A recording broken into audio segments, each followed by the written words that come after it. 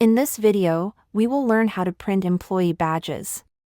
Note: before you can print an employee badge, you must first make sure your employees are properly set up in the system.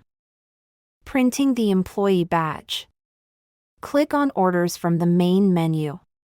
Next, click on Scan into a work order. Scroll down until you see the section titled Print an Employee Badge.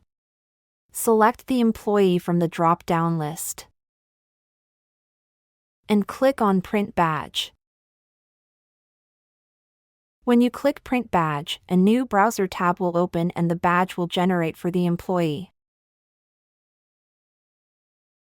Each employee badge includes the employee's name, their badge number, and 2 different barcodes. One barcode on the left and one barcode on the right.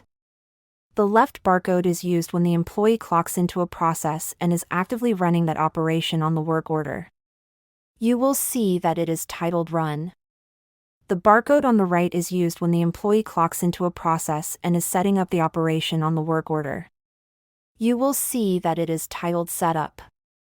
Employee badges matter so that you will have accurate labor tracking, proper separation of setup time and runtime, and clean reporting of job costing.